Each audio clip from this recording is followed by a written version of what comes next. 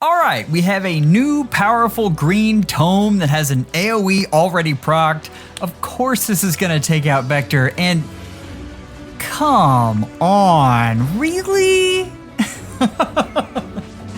Alright, this unit is too powerful not to use, so let's talk about her and the warping meta, and let's look at a new build for Hector that is going to be running around in the coming week. Hello Summoners, and welcome to another episode of FEHology, the study of Fire Emblem Heroes. My name is Joel, and we're going to talk about Sonya today, one of my favorite units. Alright, we're just going to dive right in. I did a lot of work on what kind of team I wanted this to be, and this is what I came up with. So, in order to use Sonya, I believe you need to threaten the enemy team with at least 2 units by action 4. That's a lot, right? So we have good old Yuri, who is replaceable again in this week with anyone with no follow-up and Kanto. So if you've got the new Delthea, she works perfectly for this. The way we're gonna get there though, this first move is key, and this is gonna make sure that Sonya covers a ton of area. All right. From there, their counter move comes, and all we have to do is swipe people up, and you can see, boom. All right, that's it. Now we have 2 very powerful units bearing down on the enemy, and that is the whole point of Sonya. In this team, everyone is expendable. Actually, everyone but Athun is expendable. You are trying to overwhelm the enemy team as much as possible. Just there, for instance, I traded Baraka for Yuri, which was a great trade. There I traded Reagan. Well, we're gonna get there in a second. So what they did there, I've got one of their melee units done, and then I can chase them down with Sonya. Now this is great. I only have 3 units left, but I have taken out their best, which is Brave Erica. The thing is, none of these units, not a single one, can take on Ithun. That is the cornerstone of this. And I mean, this is just as easily done with Brave Hector. In a lot of cases, this is just as easily done with Fjorm, and we're gonna get to that. This is a different map. You have to reevaluate people. As you can see, this kept on moving forward, cornering the enemy until we could have that huge jump with Sonya and take over. Not a single unit can take out Ithun, so here we go. So that's it. You have a ton of nukers, and you take out the critical units as soon as possible. Obviously, this is stronger if you're blue as opposed to red, but not that much. You can still get it done, and we'll look at that. Sonya does do a lot of damage to anyone who doesn't have damage reducing specials, so have faith. All right, from there, we're gonna take a step back and talk about the unit though. This is an interesting unit. It takes a lot of what the old Sonya was and puts that into this flyer, which is nice because flyers don't often get AoEs. So we have Magic Rabbits, which is slaying, which is wonderful, and then gets that Quicken Pulse times 2. You can see for us we're doing it times 3. And then we have if unit initiates combat or is with 2 spaces of an ally, grants attack +4, speed +6, and bonus to unit's attack equals max special cooldown times 3. Now it takes into account slaying. So that means with Blazing Wind, you're gonna have 9 extra attack. If you had Miracle, it would be 12 extra attack, which is interesting. I don't think it's interesting enough in Summoner Duels, but something to note if you see it. And then of course we have the Harmonic skill, which I think is less good. A lot of people are really hype on this, and I have been able to use it late game, but I haven't been able to really capitalize on its full potential. And maybe if I had Brave Alm, or who else do we have? Valentian Paula, that would be different. Chrom generally charges himself up, so if you're using the legendary version, that's not the case. If you're using the duo version, she's not as strong. That is a mouthful. Let's get to the next match and start talking about how this team works more. So, you've seen the intro. Each of these players, I mean, is Hardy Fighter is key here, but I've seen a lot of people. This Athun, for instance, couldn't be taken down by Yuri. So keep in mind, you don't absolutely have to have Hardy Fighter. The other key here is you have to have a melee threat. You're going to see a lot of them in this map. You're going to see a lot of Sigurds. You're going to see a lot of Brave Ericas. And you're going to see them a lot paired with Astrid, particularly Brave Erica, because of that extra movement and all of the extra stuff that comes along. All right. Great opening move. Get their best unit, which is that +10, out in front. From there, you guys have seen this opening before, right? Now there was a decision to make here because they were about to go after a unit, and I chose to get Reagan involved. And that was because she's much better against melee threats. They thought they had more time, which they didn't. This team activates very, very quickly, and it's what I like about it. Now, you can see that we don't really get Sonya involved in this, but understand that her warping is what made this possible. At any time, look at how much of the map she covered, and that meant that they had to respect that. In this case, they were very afraid of Athun getting smacked. And I believe that AoE would actually take her down and kill her, and that's why they kept her away. For me personally, I would have continued to push with her and just had her basically take a death. That's a lot of times the only thing you can hope for from your far save units, is to be able to give you an extra action to set up. As long as you make a good sacrifice out of it, it's still a very viable scheme. So, you can threaten massive amounts of area. Let's take a look at what this is when it goes wrong. I love this team, by the way.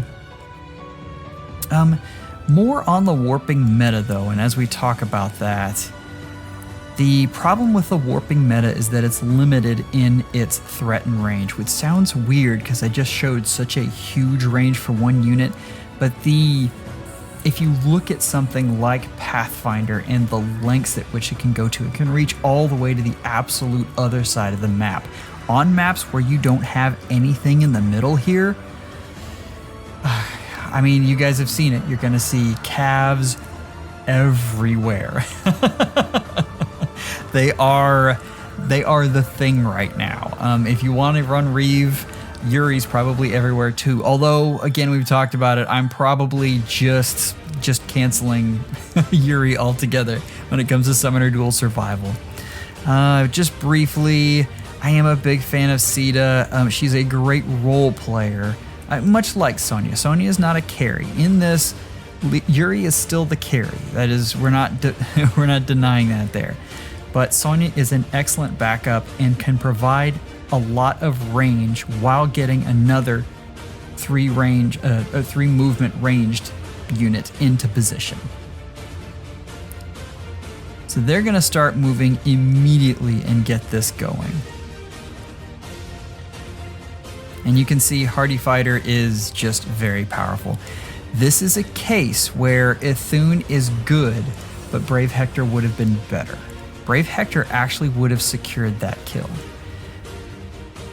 From here, I mean, we're doing the standard setup. The problem is what I did not look at, my tank breaker, and that is really what Yuri is. He is in charge of breaking whatever far save is out there, and it's why he's got Flash of Steel, which we discussed, and these not 1 but 2 Blade Session skills. His job is to take out Fjorm, and he can't. Right now, I am baffled at the fact that I never thought about the fact that Fjorm has speed. And Flash of Steel doesn't mean anything if you've got more speed than the unit. It's one of these weird shifts. We have seen so much of Brave Hector and Athun dominating as far save tanks, and I'm here to tell you on this map, Fjorm is a lot better than you think. If you think about her one weakness, it is Chrom, but he doesn't have the range of most of the units that you're going to be seeing. In a long battle, yes, it's going to get you in trouble if Chrom can sneak up on you. But again, this is a quick strike map. You're going to want to get in, get your unit, get out. So, where were we? Or sometimes not get out and just die. But so obviously they've got the duo skill going there just to add a little extra oomph onto our lovely Fjorm. And yeah, that is just, that is pretty much it for me. They're going to slowly creep up and take this wave of doom towards me. This map in general is going to depend so much on your Far Savior. And I have been talking to a lot of people about how Far Saviors are much better than people think. Yes, they definitely provide you one more action sometimes, but on a map like this, where people are relying on quick strikes, they can be a whole lot more, and they can stalemate another team very, very easily. So be on the lookout. It's not quite... When I first looked at this map, especially with Flash of Steel, I assumed that this was going to be death, death, death, death, death. What it's going to be more like is a hitting match where you keep on punching until one of the people can't punch hard enough. In this case, I couldn't punch hard enough right at the beginning, and I failed the mission. Let's look at one other thing, and I promised to look at Hardier Vector. This is a really interesting thing, and I heard tell of this, but having Hardy bearing on Hector completely negates a lot of what makes Flash of Steel special. Obviously, Yuri's still going to get 2 hits off, but it's not going to be back-to-back hits, and you guys have seen Yuri is not all that robust. Some of them are, at least mine aren't. But the other thing this team has is Reeve, which is excellent, and it is going to be a standoff. And if I'm looking at one unit that has to go, it's Sigurd, and they have to go at all costs. But I'm begging you. So we're gonna look at how Sonya and the warping meta plays into this. I still love that intro. Love that intro. The double repo is just so strong. Now, this looks like, oh great, Sonya's fantastic. She just died after one combat. But that was the one unit. That unit had to go, and Sonya got me there. That is not something that can be taken lightly. From here, I mean, this is a battle. They have a Hardy Fighter Vector, which I cannot take out. And the problem is they have 3 ranged units left, and I have a very strong Far Savior in Ithune, that they have nothing that they can really take her out with. So it's a matter of just slowly moving forward, much like what you saw the Fjorm team do. So these are a lot of the battles that you need to prepare for. Make sure you maintain a unit that can always counter every one of their units. The fact that they sold out so quickly with Legendary Sigurd was not a good move on their part. And you can see I slowly creep Reagan up and get the kill on Reeve. So, Summoners, I hope you have fun this week in Summoner Duels S. Like I said, be on the lookout for Yuri, get your teams ready. I encourage you not to try to turtle because I don't think it's going to be very beneficial for you. Inevitably, you're going to run into a team that has a counter to yours, and more than likely, you're going to run into that team. So at least keep some sort of quick strike capability. That's one of the things that Sonya buys you, and she brings the warp meta, which we couldn't really do Ashe in this map because she just doesn't have the range. And it brings that into this map. We can use Sonya, and then we can replace Ashe with another nuke. She's fun. If you're asking me if you need to summon for her, the answer is no. But anyway, Summoners, I hope you're having a great time. If you have Sonya, I hope you're enjoying her. If you don't have Sonya, I hope you're watching this and paying attention to what to look out for. Anyway, have a good one. Schedule an appointment with your FEHologist real soon, and take care.